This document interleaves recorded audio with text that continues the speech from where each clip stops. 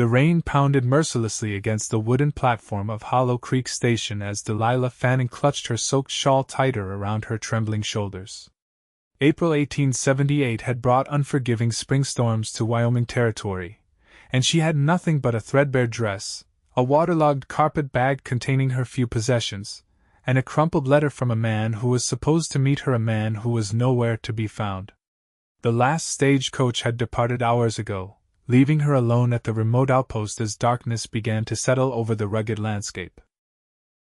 Her teeth chattered as the wind whipped around her, driving the rain sideways and plastering her honey-brown hair to her pale face.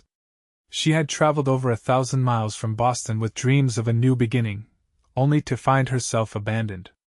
"Miss?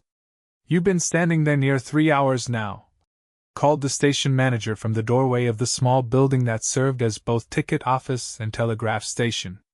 "Ain't nobody else coming tonight? Whoever you're waiting for ain't showing up."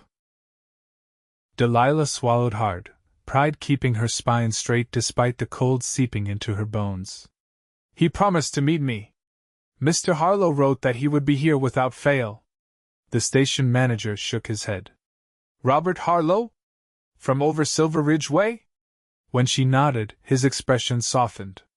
"Miss, I hate to be the one to tell you this, but Harlow was killed 3 weeks back. Horse threw him into a ravine. Whole town turned out for the burial." The world seemed to tilt beneath Delilah's feet. Dead. Her intended husband was dead. The small hope she'd been clinging to that perhaps he was merely delayed evaporated like morning mist in summer sun.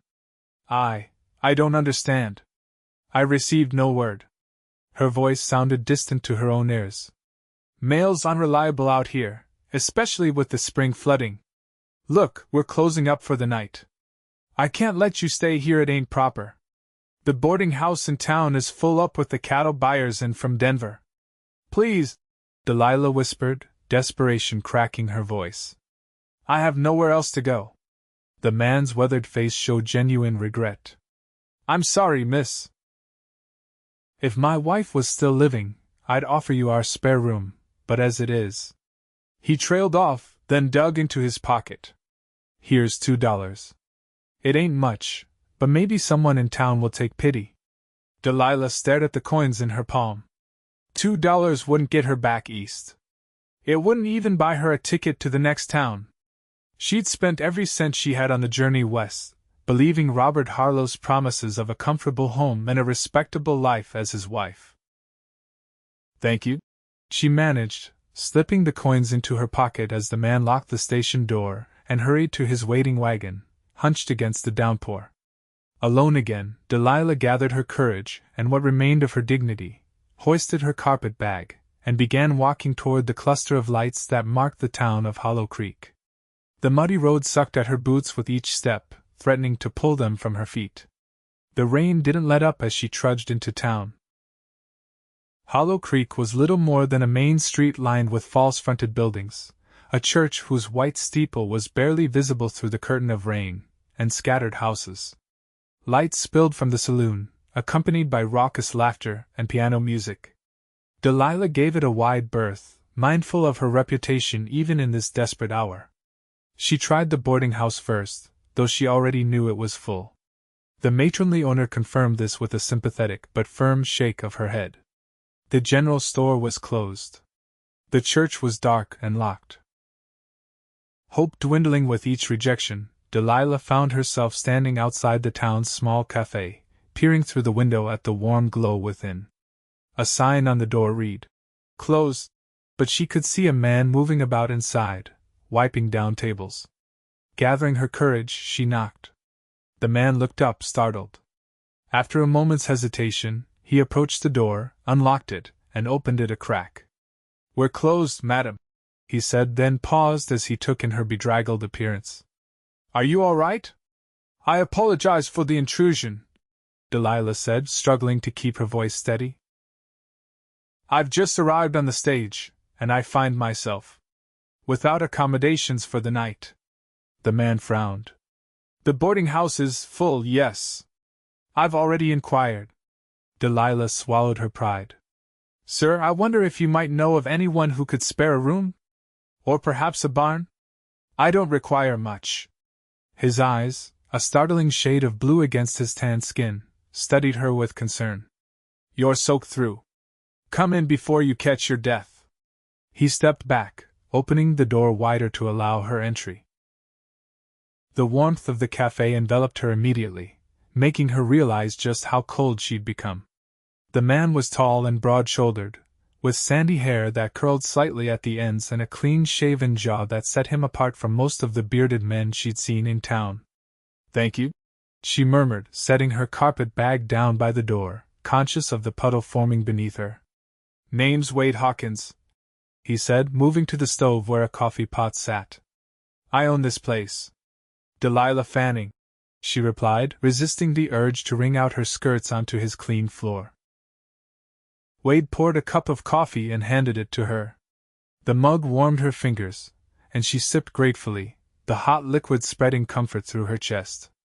What brings you to Hollow Creek, Miss Fanning? Not many ladies travel alone to these parts. Delilah hesitated, shame coloring her cheeks. I came as a mail-order bride. She lifted her chin slightly. The gentleman who sent for me was Mr. Robert Harlow. I've just learned he died 3 weeks ago. Wade's expression softened. I'm sorry to hear that. Bob Harlow was a decent fellow. Had a nice spread about 10 miles north of town. So I gathered from his letters, Delilah said quietly. He sounded kind. An awkward silence fell between them, broken only by the drumming of rain against the windows and the occasional rumble of thunder. Do you have family back east who could help? Wade finally asked. Delilah shook her head. No. My parents passed away last winter from influenza.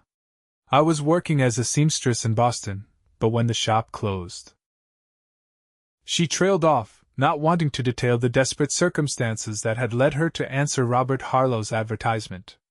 Wade moved to the window, looking out at the darkened street and the rain that showed no sign of letting up. The stage doesn't come through again for 3 days, he said, almost to himself. Then he turned to her, his expression unreadable. I have a proposition for you, Miss Fanning. Delilah tensed, her grip tightening on the coffee mug. She'd heard stories of women in her position being offered arrangements that compromised their virtue. Wade seemed to read her thoughts. It's nothing improper, I assure you. I own a small ranch outside of town. I built a cabin there last year, but I've been staying in the rooms above the café most nights because it's easier to run the place. He paused, rubbing the back of his neck. The thing is, I need someone to help with the café. My last cook quit 2 weeks ago to follow the gold rush up in Dakota Territory. Business has suffered since. I can offer you room and board above the café, and a fair wage for your work, at least until you decide what you want to do next. Delilah stared at him, searching his face for any sign of deception. You would do that for a stranger? Wade shrugged.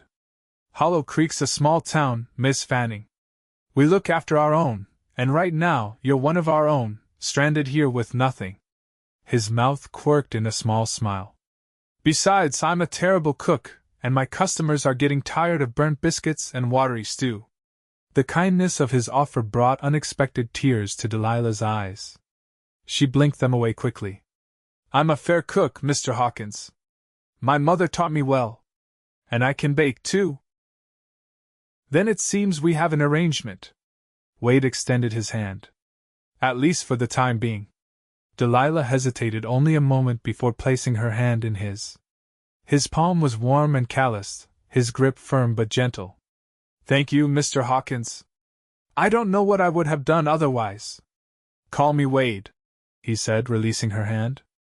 And let me show you to your room. You need to get out of those wet clothes before you fall ill. The rooms above the café were simply furnished but clean. Wade showed her to a bedroom with a narrow iron bed, a chest of drawers, and a small mirror hanging on the wall. It's not much, he said, lighting a lamp on the bedside table. But it's dry and warm. It's perfect, Delilah replied sincerely. After the day she'd had, this modest room seemed like a palace. Wade nodded. The washroom is through there. He pointed to a door across the small hallway. I'll bring up some hot water for you. There are towels on the shelf. When he'd gone, Delilah set her carpet bag on the bed and opened it, grimacing at the dampness that had seeped through to her spare dress and few belongings. She carefully removed the daguerreotype of her parents, relieved to find it mostly dry within its case. Wade returned with a large pitcher of steaming water, which he set on the washstand in the small washroom. I'll leave you to get settled, he said. There's bread and cheese in the kitchen downstairs if you're hungry. We'll talk more in the morning about your duties. Mr. Hawkins. Wade, Delilah said as he turned to go. I don't know how to thank you properly. He paused in the doorway. No thanks needed, Miss Fanning. Get some rest. Tomorrow's a new day. After he'd gone, Delilah allowed herself the luxury of a warm wash and changed into her nightgown, hanging her wet clothing over a chair to dry. Despite the strange surroundings and the uncertain future ahead, exhaustion claimed her almost as soon as her head touched the pillow, and she fell into a deep, dreamless sleep. The aroma of coffee woke her the next morning. For a moment, Delilah was disoriented, the unfamiliar room confusing her sleep-muddled mind. Then the events of the previous day came rushing back. She dressed quickly in her spare gown, still slightly damp but wearable, and made her way downstairs to the café. Wade stood at the stove, stirring something in a large pot. He looked up as she entered, a smile lighting his features. Good morning. I was beginning to think you might sleep the day away. Delilah glanced at the clock on the wall. It was past 9. I'm so sorry I never sleep this late normally. I should have been up helping you prepare for customers. Don't worry about it, Wade replied, gesturing for her to sit at one of the tables. After your journey and that soaking yesterday, you needed the rest. Besides, we don't open until 10. I thought today you could watch how things run, get a feel for the place before diving in. He ladled whatever he was cooking into a bowl and placed it before her, along with a cup of coffee. It appeared to be a type of porridge, thick and slightly gray. It's not much to look at, he said apologetically, but it'll fill your stomach. Delilah took a tentative spoonful and managed not to grimace at the bland, lumpy texture. It's hearty, she offered diplomatically. Wade laughed, a rich sound that transformed his serious face. It's terrible. I warned you about my cooking. Delilah couldn't help but smile in return. Perhaps I could start my duties a bit early? I make a rather good breakfast, if I do say so myself. Be my guest, Wade said, gesturing to the kitchen area. Whatever you can create would be an improvement. Exploring the pantry and storage areas, Delilah was pleased to find it well stocked with basics: flour, sugar, dried beans, rice, smoked meats, and even some preserved fruits. In short order, she had prepared a proper breakfast of fluffy scrambled eggs, crisp bacon, and biscuits that rose perfectly in the oven. Wade's expression when he tasted her cooking was worth all the effort. Miss Fanning, I think you may have saved my business, he declared. These are the best biscuits I've tasted since my mother's. The compliment warmed her more than it should have. Please call me Delilah, she said. And wait until you try my apple pie. If you have any apples, that is. No fresh ones this time of year, but there are some dried in the storeroom, Wade replied. I'd be mighty grateful for a pie. The miners who come through on weekends have a powerful sweet tooth. As they cleared away the breakfast dishes, Wade told her about Hollow Creek. It's growing, slowly but surely. The silver mine up in the hills employs about 50 men. There are a few cattle ranches in the valley, and some smaller homesteads scattered about. Most folks are decent, hard-working people. And the café? Delilah asked, curious about her new workplace. I bought it 3 years ago from Mrs. Peterson when her arthritis got too bad for her to manage. It was her husband's before that. Wade paused, washing a plate with more attention than it required. I was looking for something different after 10 years of driving cattle and sleeping under the stars. A place to put down roots. Delilah understood the feeling. She'd spent her entire life in Boston, in the same small apartment above a chandlery, until her parents' deaths had set her adrift. "It's a fine establishment," she said sincerely. "With good food, I imagine it will become even more popular." Wade's eyes met hers, and something passed between them, a mutual recognition, perhaps, of two souls seeking solid ground. The moment was broken by the jingling of the bell above the door as the cafe's first customers of the day arrived. "Let me introduce you," Wade said, and led Delilah to meet a group of locals who eyed her with undisguised curiosity. Word spread quickly about the new cook at Hawkins' Café. By noon, the small dining room was filled with townspeople who had come as much to meet Delilah as to sample her cooking. She served up plates of stew that had been simmering since morning, accompanied by fresh bread that filled the café with a homey aroma. The customers were mostly kind, though some of the women regarded her with suspicion. Delilah understood their wariness. A young, unmarried woman appearing suddenly in their small community would naturally raise eyebrows. She kept her head high and her manner polite, answering questions about her background with as much honesty as propriety allowed. "So you were to marry Bob Harlow?" asked Mrs. Winters, the milliner's wife, as Delilah refilled her coffee cup. "Such a shame about his accident. He was a good man." "Yes, from his letters he seemed very kind," Delilah replied, avoiding mention of the fact that they had never actually met in person. "And now you're working for Wade," Mrs. Winters continued, her tone suggesting there was more to the arrangement than employment. Wade, overhearing from nearby, stepped in smoothly. "Miss Fanning has graciously agreed to save my customers from my abysmal cooking, at least temporarily." His tone was light, but there was a firmness in his eyes that deterred further speculation. By the time they closed in the late afternoon, Delilah was exhausted but satisfied. The steady stream of customers had kept her too busy to dwell on her precarious situation, and the appreciation for her cooking had buoyed her spirits. "You're a natural," Wade told her as they cleaned up. "I haven't seen the cafe this busy in months." People were curious about the newcomer, Delilah demurred. "The novelty will wear off." "Maybe," Wade conceded. "But they'll be back for your cooking regardless."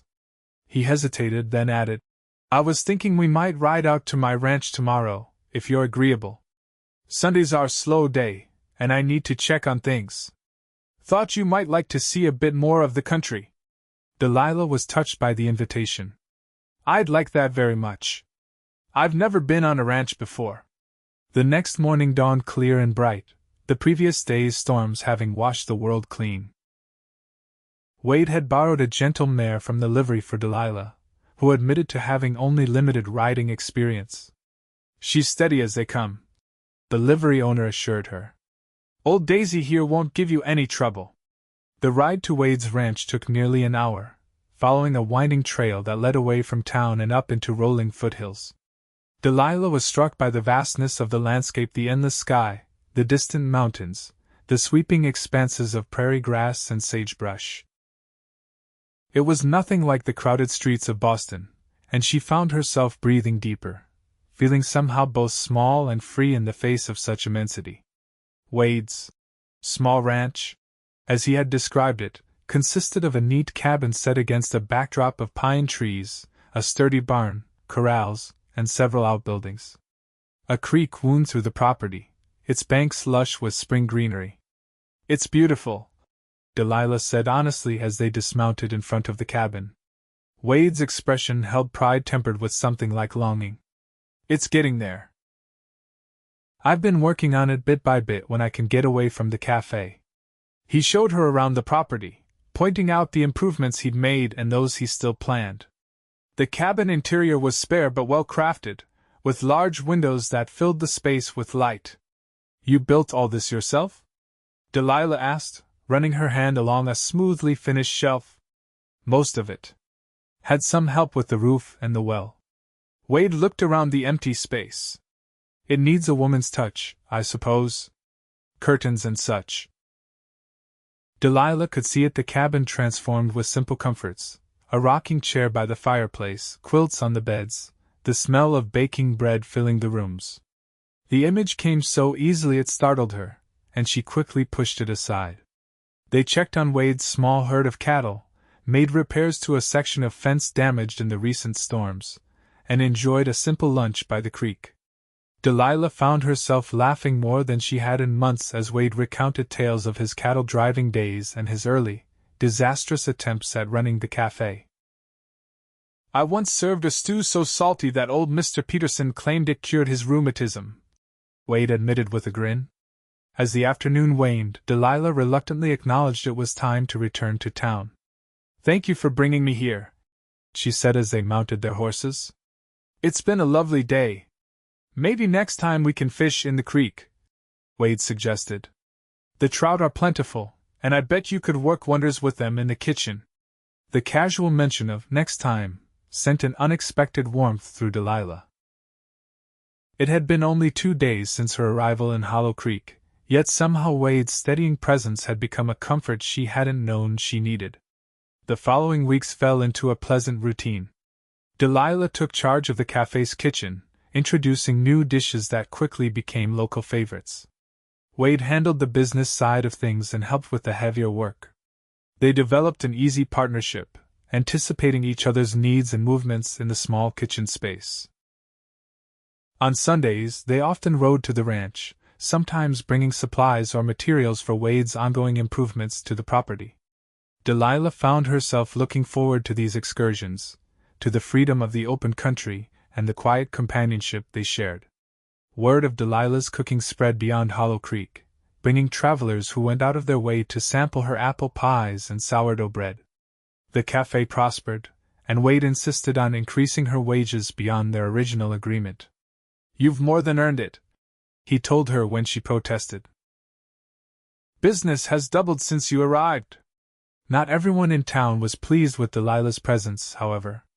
Violet Thornton, the daughter of the town's most prosperous merchant, had apparently set her cap for Wade long before Delilah's arrival, and she made her displeasure known with pointed remarks and cold glances whenever she visited the café.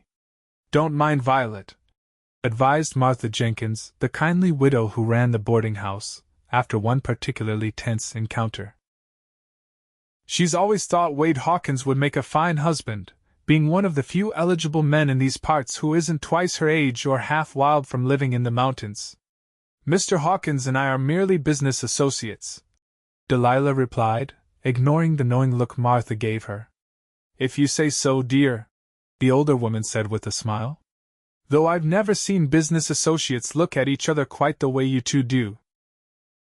Delilah dismissed Martha's comment, but found herself increasingly aware of Wade's presence, the brush of his hand as he passed her a plate, the way his eyes crinkled at the corners when he smiled, the deep timbre of his voice as he greeted customers.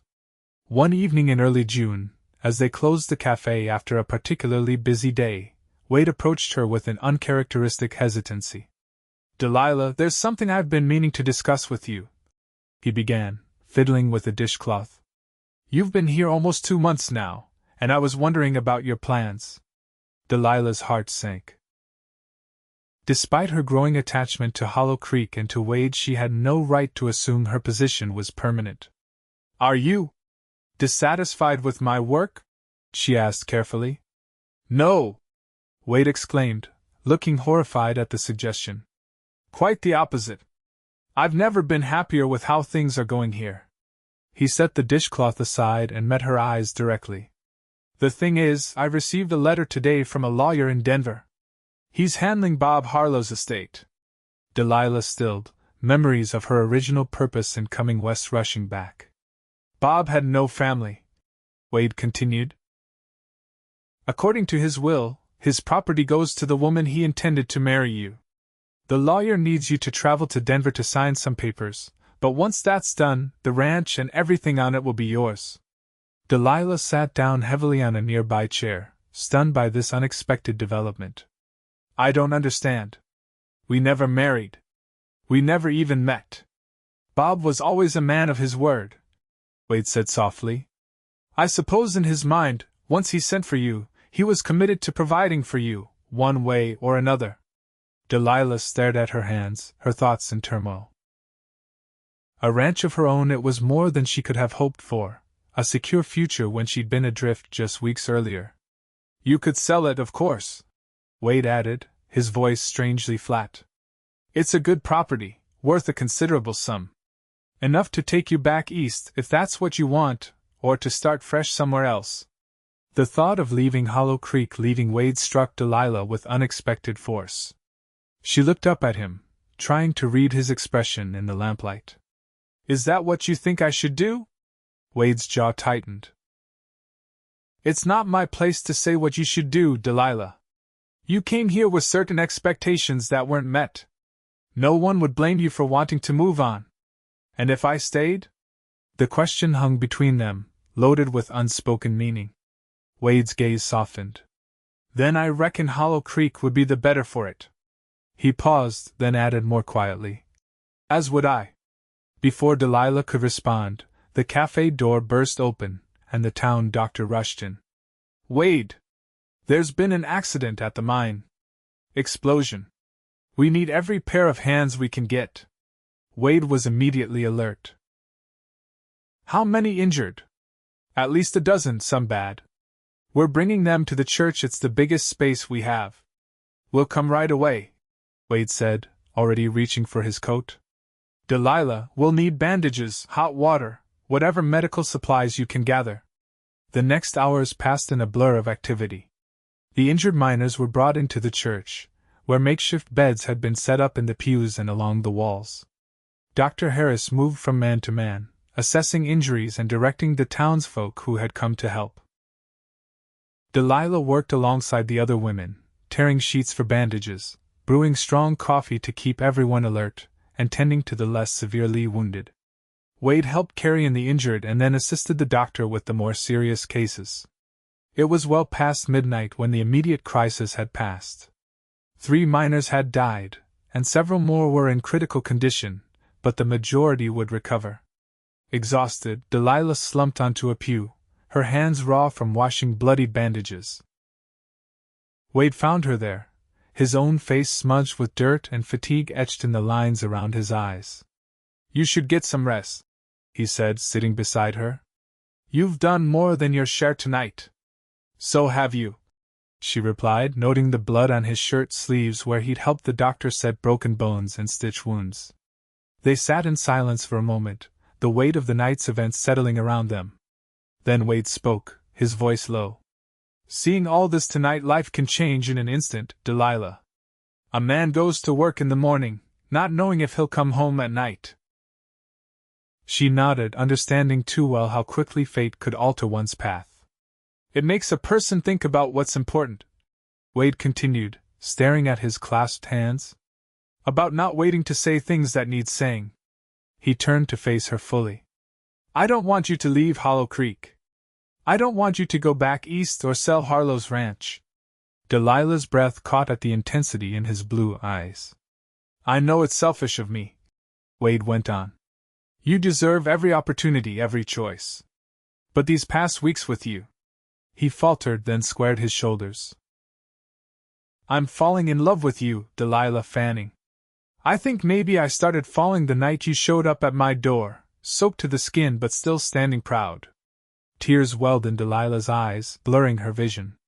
Wade, you don't have to say anything now. He hurried on. I know this is sudden, and with the news about Harlow's property, you have a lot to consider.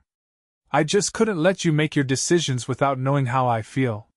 Delilah reached out and took his hand, her heart too full for words.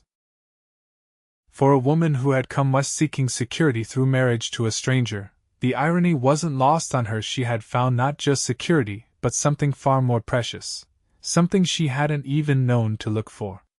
I'm not going anywhere, she whispered finally. This is where I belong now. The tension in Wade's shoulders eased, and he lifted her hand to his lips. Is that so? She nodded, a smile breaking through her tears. It turns out I'm rather fond of this dusty little town. And its inhabitants.